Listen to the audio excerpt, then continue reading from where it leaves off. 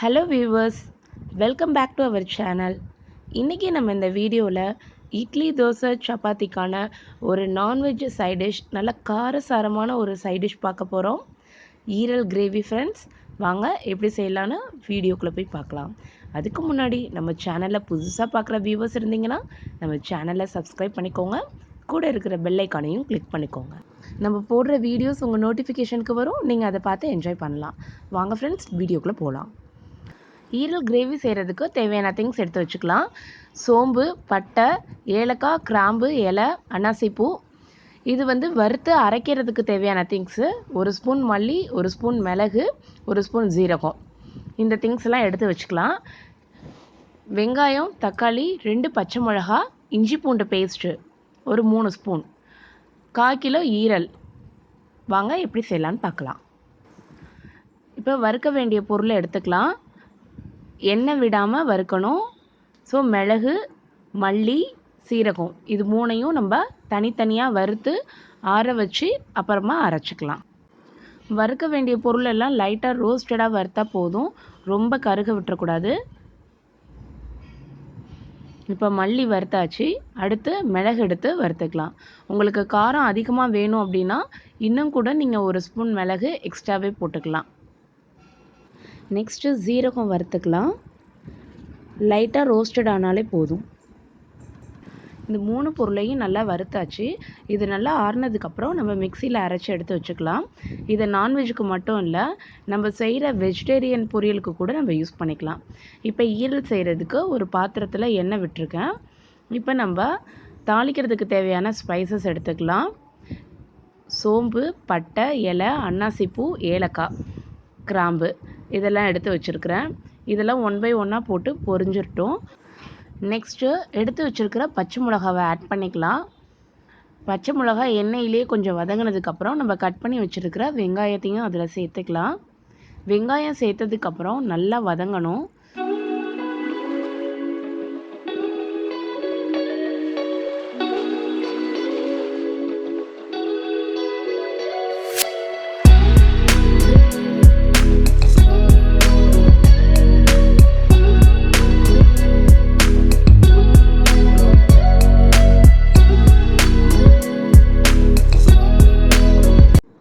வெங்காயம் வதங்கட்டும். அந்த வதங்குற டைமில் நம்ம ஃபஸ்ட்டு வறுத்து வச்சுருக்கிற பொருள் ஆறிடுச்சு. அதை நல்லா நம்ம பவுடராக்கி எடுத்து வச்சிடலாம். இந்த பவுடர் கொஞ்சம் அதிகமாகவே ரெடி பண்ணி வச்சுக்கிட்டோம்னா நம்ம உருளைக்கிழங்கு, சேப்பக்கிழங்கு ரோஸ்டட் செய்யும் போதெல்லாம் யூஸ் பண்ணிக்கலாம். ரொம்ப நல்லா வரும்.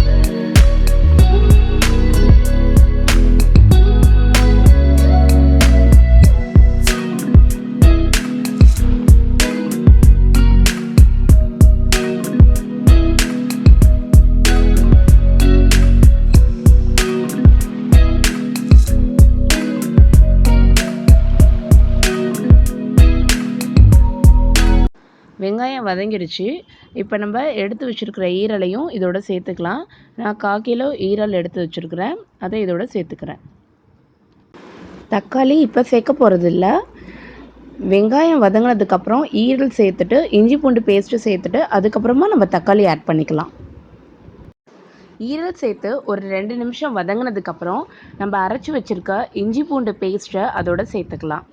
பச்சை வாசனை போகிற வரையும் அதையும் நல்லா சேர்த்து வதக்கிக்கலாம்.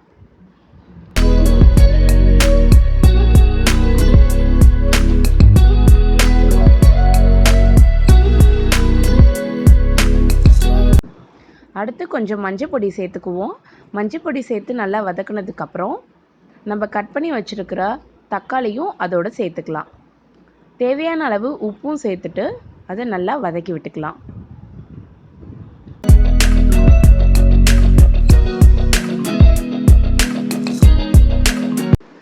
தக்காளி சேர்த்து 2 நிமிஷம் வதங்கினதுக்கப்புறம் மிளகாத்தூள், மல்லித்தூள் எல்லாம் சேர்த்துக்கலாம். நான் வெறும் மிளகாத்தூள், தனி மிளகாத்தூள் 2 ஸ்பூன் இதோட சேர்த்துக்கிறேன். அதுக்கப்புறம் மல்லித்தூள் அதுவும் 2 ஸ்பூன் இதோட சேர்த்துக்கிறேன். உங்கள் காரத்துக்கு ஏற்ற மாதிரி சேர்த்துக்கோங்க. ஃபைனலாக நம்ம அந்த மிளகு, மல்லி அரைச்ச பவுடரும் போடுவோம். அதனால காரத்துக்கு ஏற்ற மாதிரி சேர்த்துக்கோங்க. தண்ணி எதுவும் நான் சேர்க்கலை. தக்காளி சேர்த்ததுக்கப்புறம் அதுலேருந்தே நல்லா தண்ணி விட்டுருக்கு. ஸோ அது நல்லா நம்ம சுருள சுருள கிளறி விடுவோம். நம்ம வறுத்து அரைச்சி வச்சுருக்கிற பவுடரும் ஒரு ஸ்பூன் இதில் சேர்த்துக்கலாம். இதில் சேர்த்துட்டு நம்ம ஃபைனலாகவும் சேர்க்கும் போதும் அதோட டேஸ்ட் இன்னும் நல்லாயிருக்கும். இந்த பவுடரை சேர்த்துட்டு நல்லா சுருள சுருள கிளறி விடுவோம். அதில் இருக்கிற தண்ணி வற்றணும். நல்லா தண்ணி வற்றி எண்ணெய் பிரிகிற அளவுக்கு வரணும். அந்த ஸ்டேஜுக்கு வரும்போது நம்ம அடுத்து தண்ணி நம்மளுக்கு தேவையான அளவுக்கு ஆட் பண்ணிக்கலாம். இப்போ நான் மூடி போட்டு நல்லா சுருள சுருள அதை கிண்டி விட போகிறேன். ஈரல் இதிலேயே நல்லா வெந்து வந்துடும். இந்த மசாலா ஐட்டம்ஸ் எல்லாமே அதில் நல்லா சேர்ந்துடும். நல்லா ஒரு திக்கான கன்சிஸ்டன்சிக்கு வந்ததுக்கப்புறம் நமக்கு கிரேவிக்கு எந்த அளவுக்கு தண்ணி வேணுமோ அந்தளவுக்கு நம்ம சேர்த்துக்கலாம். சேர்த்துட்டு நல்லா கொதிக்க விட்டுறலாம். எதுக்காக இப்படி சுருள சுருள கிண்ட விடுறோம்னா அதில் இருக்கிற பச்சை வாசனையெல்லாம் போகணும். ஸோ அதுக்காக தான். இப்போ இதில் நம்மளுக்கு எந்த அளவுக்கு கிரேவி வேணுமோ அந்தளவுக்கு நம்ம இதில் தண்ணி சேர்த்துக்கலாம். தண்ணி சேர்த்துட்டு இதை ஒரு 8 நிமிஷம் கொதிக்க விட்டாலே போதும். ஈரல் ஆல்ரெடி நல்லா வெந்திருக்கும். இந்த 8 நிமிஷத்துலேயும் இன்னும் நல்லா வெந்துடும். இது ரொம்ப நேரம் வேக வைக்கக்கூடாது. ரொம்ப ஈரல் வெந்துருச்சுன்னா அது சாப்பிட்றதுக்கு ரொம்ப ஹார்டாக இருக்கும். நான் தேவையான அளவுக்கு தண்ணி சேர்த்துட்டு இதை ஒரு 8லேருந்து 10 நிமிஷம் கொதிக்க வச்சுக்கிறேன். இந்த ஸ்டேஜில் உங்களுக்கு உப்பு காரமெல்லாம் கரெக்டாக இருக்கான்னு நீங்கள் செக் பண்ணி பார்த்துக்கலாம்.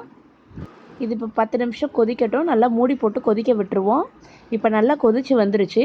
நான் தண்ணி ஊற்றி வச்சுருக்க அளவில் இருந்து கம்மியாகிருக்கு பாருங்கள். அவ்வளோதான், நம்மளுக்கு தேவையான கிரேவி ரெடி ஆகிடுச்சு, ஈரல் கிரேவி. இதோட தேங்காவும் சோம்பும் சேர்த்து அரைச்ச விழுது விருப்பப்பட்டால் சேர்த்துக்கலாம். காரம் அதிகமாக இருந்ததுன்னா கூட அதை சேர்த்துக்கலாம். நான் இதில் சேர்க்கலை. தேங்காய் விழுது சேர்க்குறது ஆப்ஷனல் தான். உங்கள் விருப்பத்துக்கு ஏற்ற மாதிரி நீங்கள் சேர்த்துக்கலாம். இப்போ ஃபைனலாக நம்ம ஸ்டார்டிங்கில் அரைச்சி வச்சுருந்தோம்ல மிளகு, மல்லி, சீரகம், அந்த பவுடரை இதோட சேர்த்துக்கலாம். இந்த பவுட்ரு சேர்த்ததுக்கப்புறம் நமக்கான கிரேவி ரெடி ஆகிடுச்சு. நல்லா ஒரு 2 நிமிஷம் கிளறி விட்டுட்டு கொத்தமல்லி இருந்ததுன்னா அதை நல்லா பொடியாக கட் பண்ணிவிட்டு மேலே அதில் தூவிட்டு நம்ம க்ளோஸ் பண்ணிவிட்டு ஆஃப் பண்ணிடலாம் ஸ்டவ்வை. ரொம்ப ரொம்ப டேஸ்ட்டாக இருக்கும்.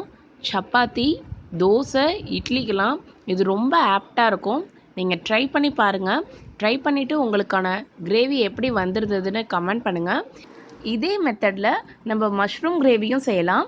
ஈரலுக்கு பதிலாக மஷ்ரூம் சேர்த்து செஞ்சோம்னா இன்னும் நல்லாயிருக்கும். இந்த வீடியோ உங்களுக்கு பிடிச்சிருந்ததுன்னா லைக் பண்ணுங்கள். உங்கள் ஃப்ரெண்ட்ஸ்க்கும் ஷேர் பண்ணுங்கள். வீடியோ ஃபுல்லாக பார்த்ததுக்கு